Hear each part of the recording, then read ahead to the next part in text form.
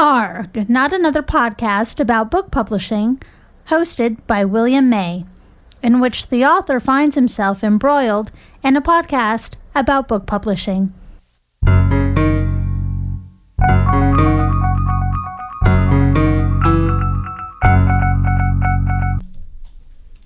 Hi, Denise Marsa here, and I'm excited to be introducing to you today William May narrating his story, The Monster Was Covered with Spaghetti. When I first read the story, I was in awe of where William takes us. It's fascinating, interesting, twists and turns every step of the way. We're going to be presenting the story in two parts. Part one today, so stay tuned for part two. And get yourself comfortable. Pour yourself a glass of wine, maybe a cup of tea or coffee, whatever your preference, and enjoy William May reading The Monster Was Covered with Spaghetti.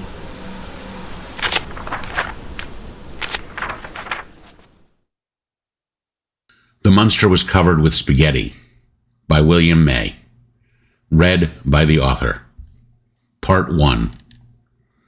We called it the monster because it was so big. It was absurd. All the other trees were short next to it, not to mention the size of the trunk. It took a good few minutes to walk all the way around it, and you had to be sure you marked the place you started, because it was far enough you might not recognize it when you got back. It was ancient, had to be in order to get that big. The woods around it were nothing by comparison, like bitty foothills set beside Everest.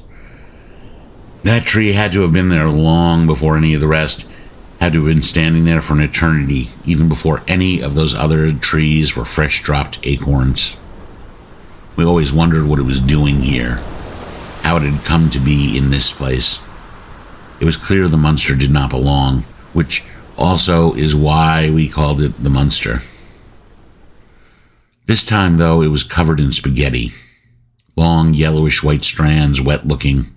They were dangling down all over it, wriggling about the trunk. Even a heap at the base. At first, I really did think it might be noodles, though how there could be so many, how they could have been strewn so high up the tree, I couldn't fathom it. It took a minute or so to focus and understand what I was seeing. Worms. So many worms, and gigantic, too, big enough to seem in scale with the monster, to seem monstrous themselves, especially with so many.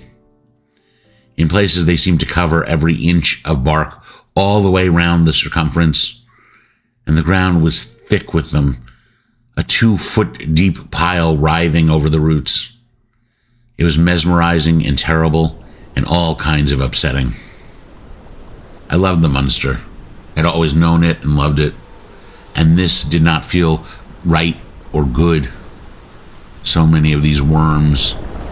I was certain that it was being violated, that the worms meant harm. I had stepped back, had been staring at it without considering anything more, but Albie seemed transfixed in some other way and was still stepping forward. I don't think we should get too close. I had not meant to shout the words, seeing how Albie was just a few steps ahead. But that's how they came out. He barely looked back. "It is just worms," he said.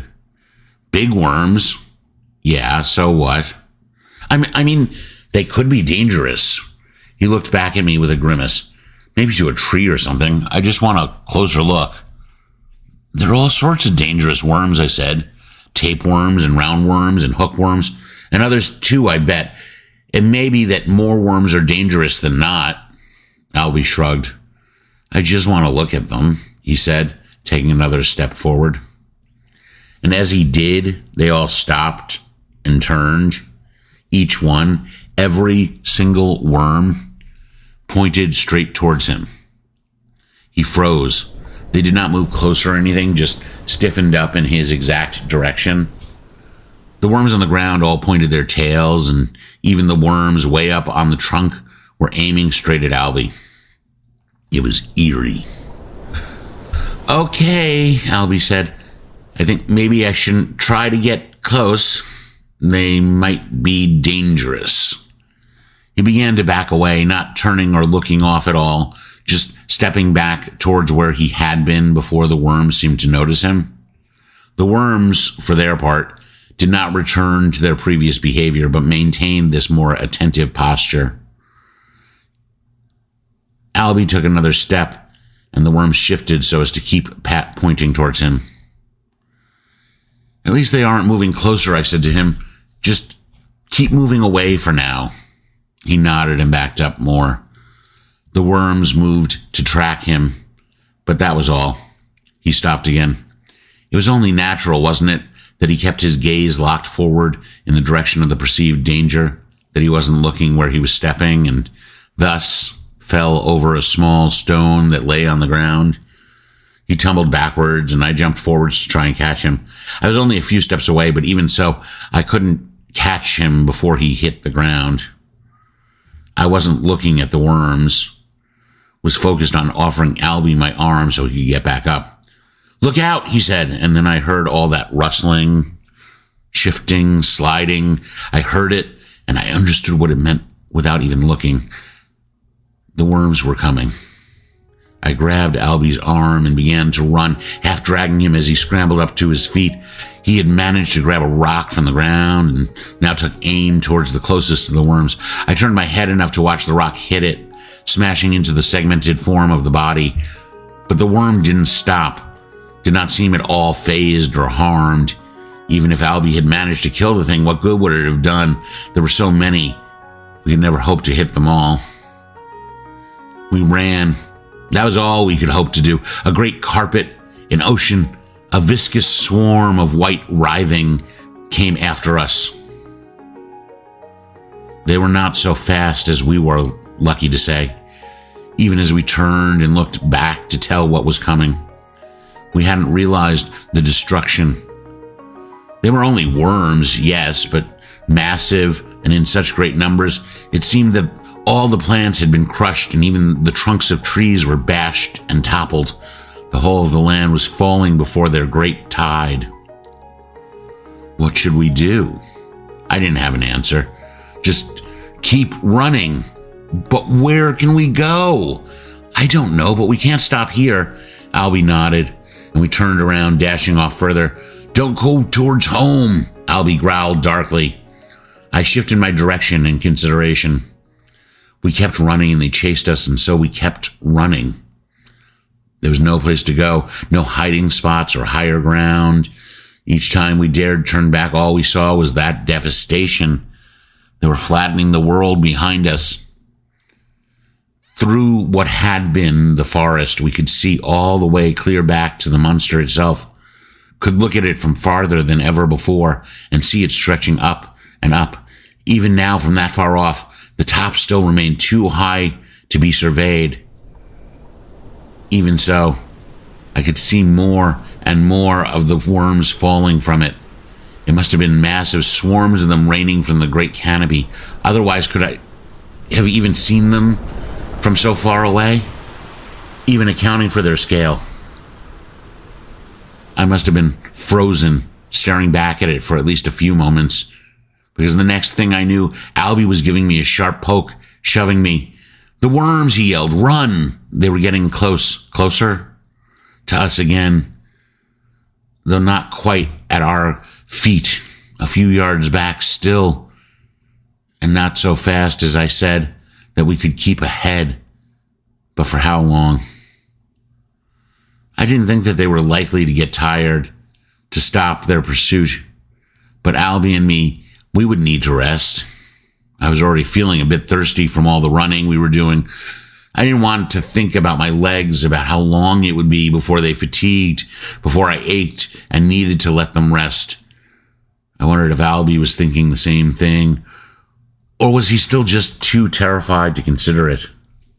I didn't want to say anything to add to his distress, maybe if I'd had any kind of answer, but I just knew we needed to keep running until we were away. We had reached the edge of the woods now, and I wasn't sure where to go. But Albie had an idea already, shouted for me to follow as he ran along the road towards town. "Is this a good idea?" I managed to get out between breaths, thinking about the destruction the worms had already managed. "We need help," Albie shouted, police or firemen or something. I didn't know what good that would do, but I hadn't any other ideas. I had to hope that if the folks in town couldn't stop it, somebody would have an idea of who to contact that could. It was a better plan than I had come up with. Better than just running and hoping something would happen that would save us.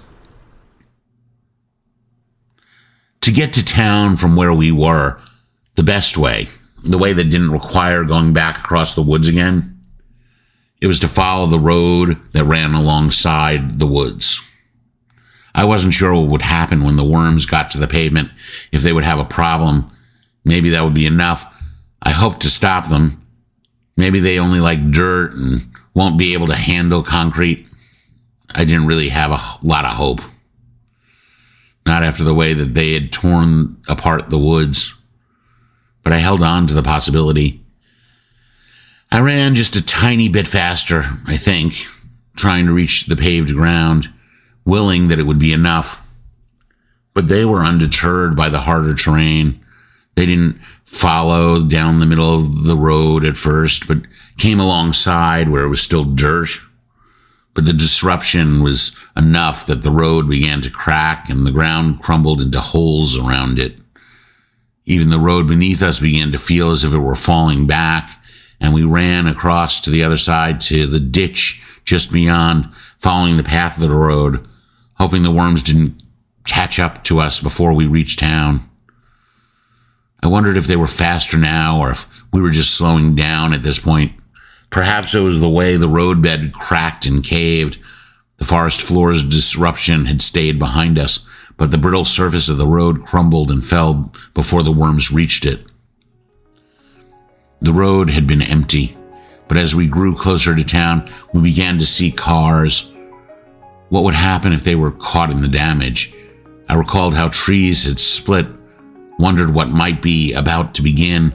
"We need to warn everyone to get away," I shouted. "I don't think we can," Albie responded. "We have to hope that they notice and try to get out of the way on their own." I began to wave my hands in the air and run forwards, yelling and jumping. I was still ahead enough that I didn't think the road was about to crumble beneath me, not yet. It felt important to at least try to get the people's attention. Maybe they would see me and notice what was coming up behind. Even as much disaster as the worms were perpetuating, it wasn't all that obvious of a spectacle. The road was crumbling and cracking, but there wasn't smoke or fire or anything that was flying around at all. It was just the road. I could imagine how someone might not notice that, especially driving the other way. I hoped that me running and shouting and waving my arms would be a different matter. Albie just kept running. I don't think he thought I was doing anything sensible or with any chance of helping. Maybe he was just more focused on staying safe for ourselves, which really was probably the sensible thing. We kept running as we passed by the first few houses that lined the side of the road on the outskirts of town. I tried to stay well clear of them, to keep towards the middle of the street, hoping the destruction that came behind me would spare them. I imagined people at home feeling the quaking, running to see what was going on, or maybe rushing out to the street themselves to watch the wave of giant worms swarm into town. I didn't know if the worms could knock down a building as easily as they had dislodged the trees, but I suspected they could, and wasn't eager to confirm that conjecture. Albie didn't seem to be thinking of anything but rushing towards the police station himself, and seemed to stay on the roadway out of sheer panic or habit or just some sense that it would be most expedient.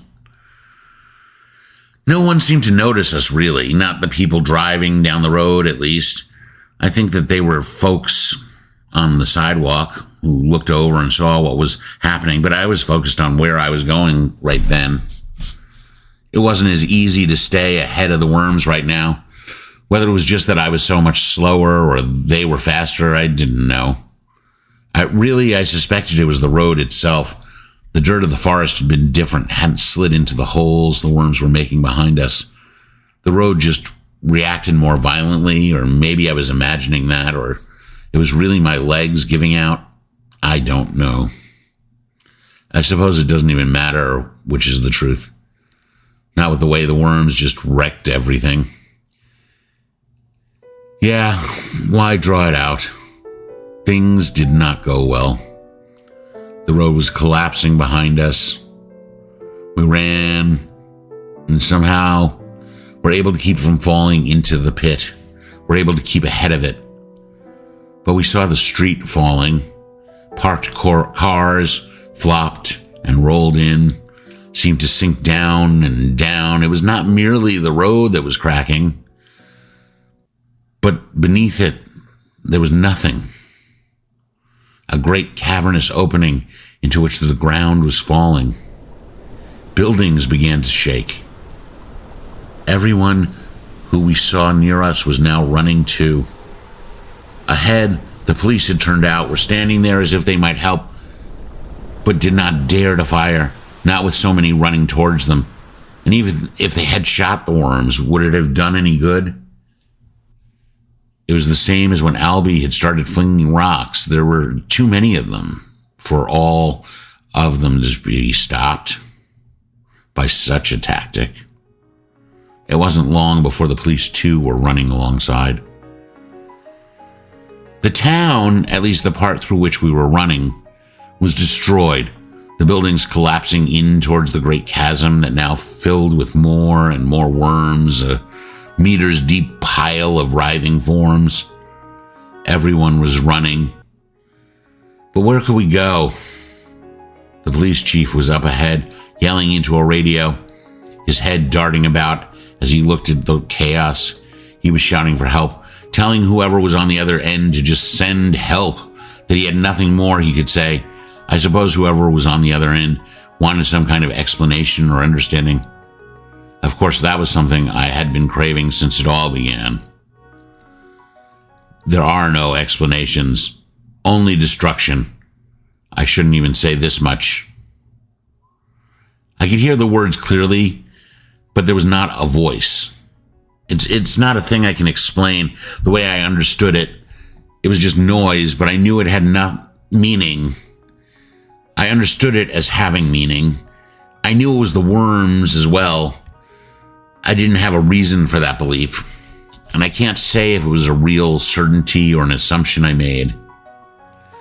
It might have been that it just seemed that was the best explanation for it all. I was certain it was the worms and felt sure that I knew that for a reason. I still think that, but I doubt it. I even wonder, despite anything else, if I really heard anything or if anything I did hear was meaningful. It could all have been in my head, I know. I can't be sure. I can't say for certain. If I had asked Albie and he'd had the same experience, it would be different, but I never asked. I was already responding to things I was only thinking, after all. That was when I felt the ground open, cracked, and I felt myself tumble back. I might have been startled enough to freeze for a moment or slowed down with exhaustion. I was shouting, screaming, my voice pulling out of me as if it were being held above me as I fell. Others all around were falling as well. I saw Albie and the chief of police and a woman with a shopping bag. And those were the ones I noticed in specific, were the ones who I saw individually. I'm sure many others were falling, but it was hard to see exactly what was happening when I was falling too. I fell and fell and fell, a whole bunch more. And for so long, I was not sure how I could still be falling. And it was so dark enough I couldn't tell how fast I was going. I could still see many other people falling as well as debris, bits of buildings, cars, a chunk of the roadway, that big cow sculpture from outside of Dairy Depot. I could not see anything that wasn't falling, and everything fell at the same rate. So it all seemed to be just standing still around me, only not standing still, spinning and such, but hovering, sort of. The falling didn't stop, or it had stopped, and we were now just floating in a great dark space beneath the earth. And the worms, I still saw them, a great cloud, an undulating puddle in space. They floated together, their mass almost glowing as they seemed to remain directly before the sun, as though some great space had opened and they remained between us, all of us who had fallen, and the opening above. They were still crawling over each other, burrowing between themselves. I wondered whether they were soft or hard, if their surface would be plump and giving, or chitinous and rough.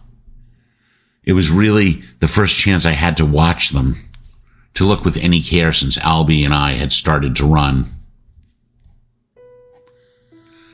Albie and the police chief were floating a few feet from me. The chief didn't look well. Albie seemed to be more or less all right, though.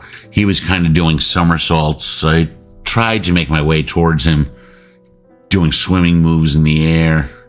It didn't really work, but maybe a bit it did, and it was enough to keep trying for a while. In the end, Albie made his way towards me, because he seemed to have figured out how to get around in this new mode pretty fast. He just took to it, I guess. He was spinning, doing cartwheels and coming closer to me, and when he got nearby, he sort of looked at me and pointed out in a direction that was behind and above me and said, "Did you see it?" I must not have seen whatever it was, or if I had, I didn't know because I wasn't sure what it even was. I might have already seen, and he didn't want me to answer, but sort of pulled and pushed and spun me, and I went and looked out in another direction, and there was this very long beam, like a shaft that was just reaching all the way down into the darkness, and it was kind of glowing maybe. I don't know if that's true or not, but I thought it might have been glowing right then. "What is it? Don't you know?" "It's the tree, the monster. It goes all the way down. It might go on forever to the other side of the world." "But Albie, how do you know what it is? Just look. Can't you see it? I mean, what else would it be?"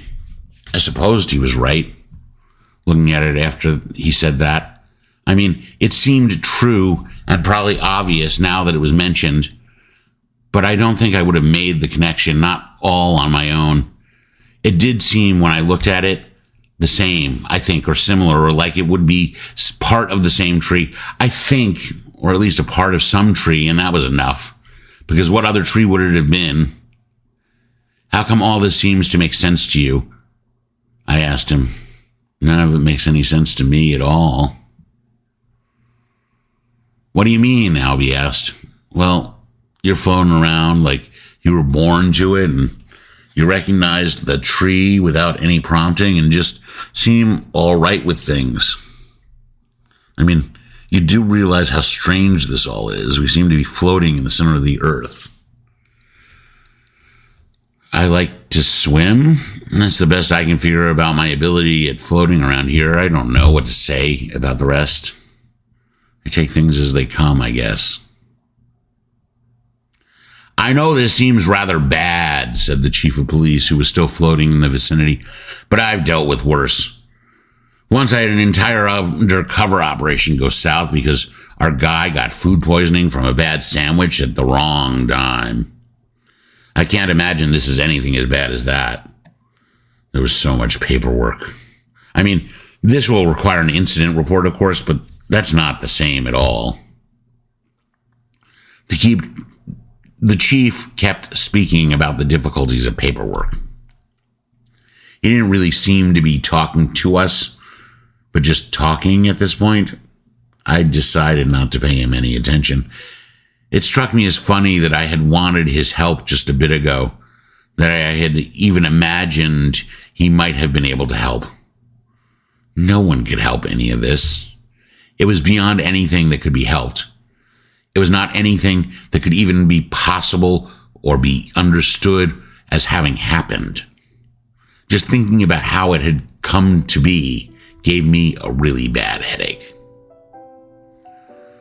I don't think I'm all right, I said to Albie, who was floating a few feet in front of me such that he looked like he was just laying back on his, haunches and his head dropping off the end of the bed.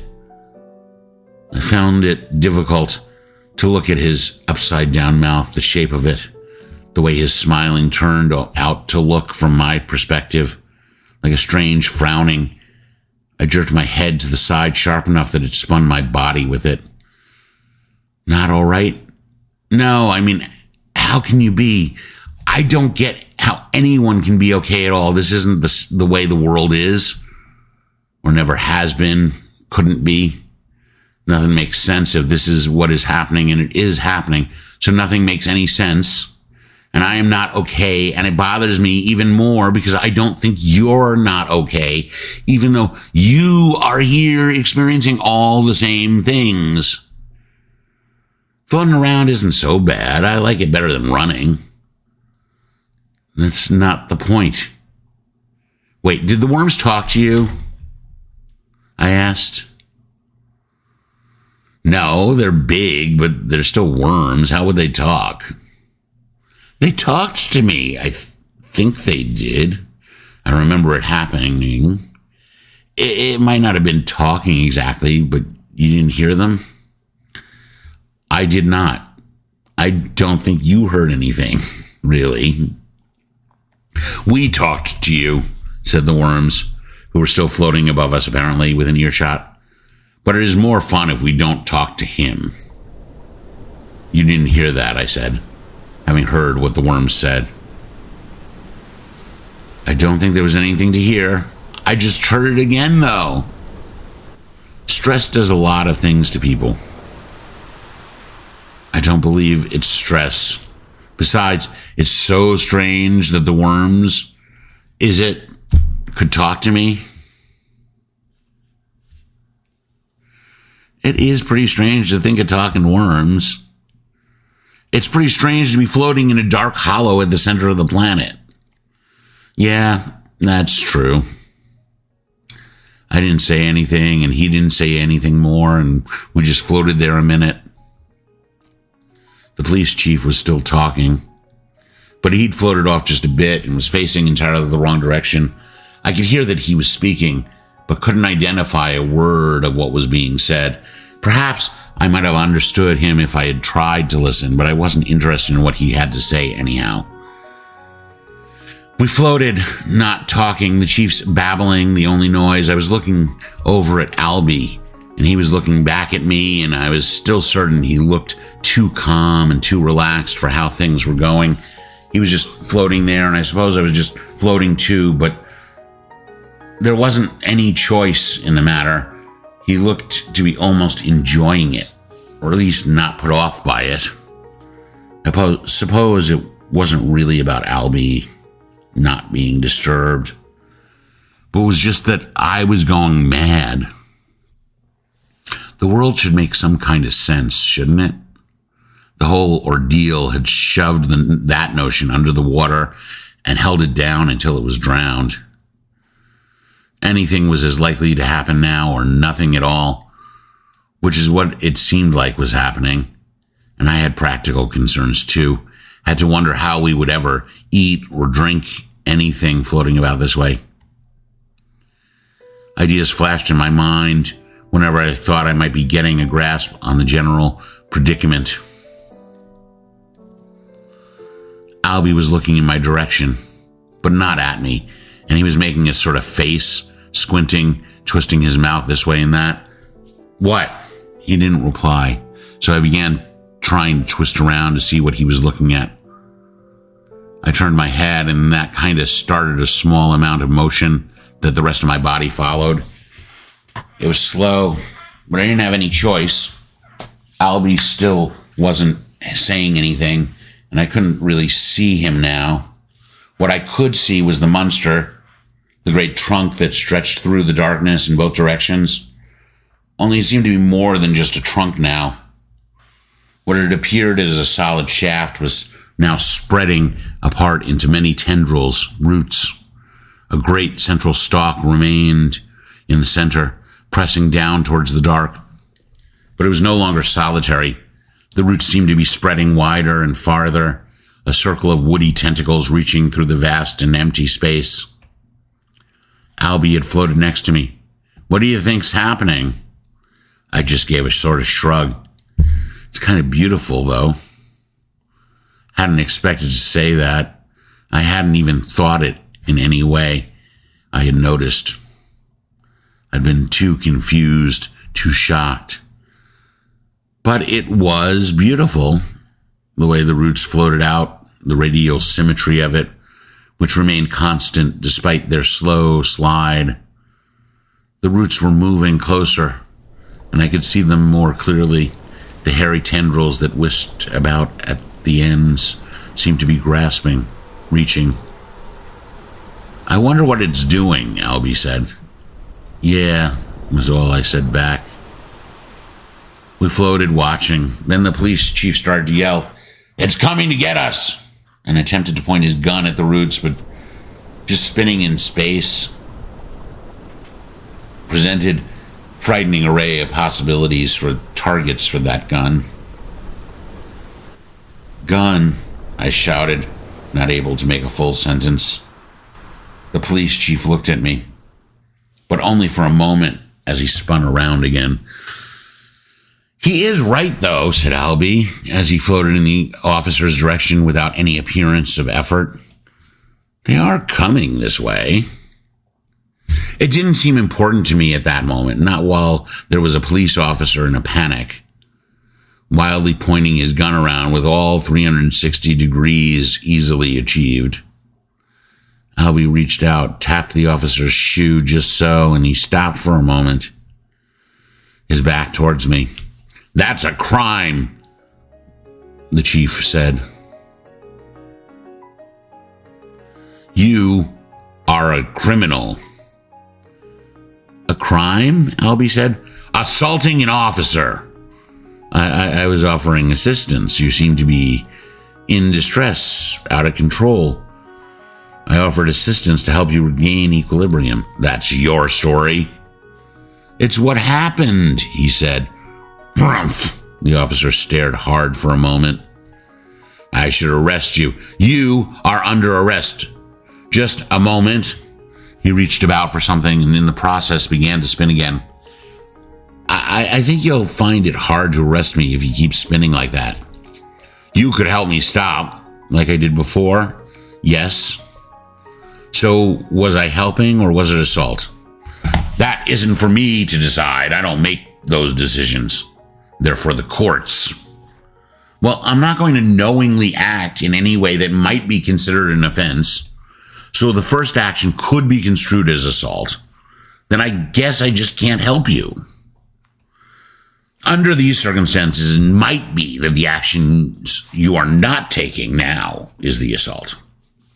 I'm not a lawyer, but I know a DA who is likely to see it my way if I were to explain it slow and careful enough. It didn't much matter, as by this point, those roots had reached close by and the hairy tendrils at the end began to swell, to grow and stretch, surrounding us. The chief wound up lodged in the fork between two roots. But despite having found himself saved from spinning around in space, he didn't seem particularly glad. Albie had noticed the root's arrival and floated such that he was now perched on top of a large stem, not standing on it, as he still had no weight, but stationary against it with his feet positioned so as to hold him there. I'd managed to keep from being trapped by the roots and was more or less seated on one or another of the dendrites. Once I'd sat there for a moment, I became aware of the thoughts that were in my head. It's difficult to explain the thing about those thoughts. They were, in most ways, the same as any thought I might have had. They had all the qualities of my own thoughts. But they weren't my thoughts in some way that was quite clear, even if they were in my mind and being thought in the way I would have thought them, if they were my own genuine thoughts. It's difficult to explain to anyone who has never had a thought that isn't their own. Like if you had only ever seen your own handwriting and suddenly saw the handwriting of another person for the first time, you would recognize it and say it wasn't the same, but maybe not be able to explain to someone else who had only ever seen their own handwriting. You might say that the letter A looked different, that they might ask you what it looked like, if not an A, and you would say it still looked like an A, but a different A? And that wouldn't make much sense. This is William May saying goodbye. If you enjoyed the episode, please share it with your friends. If not, please share it with your enemies.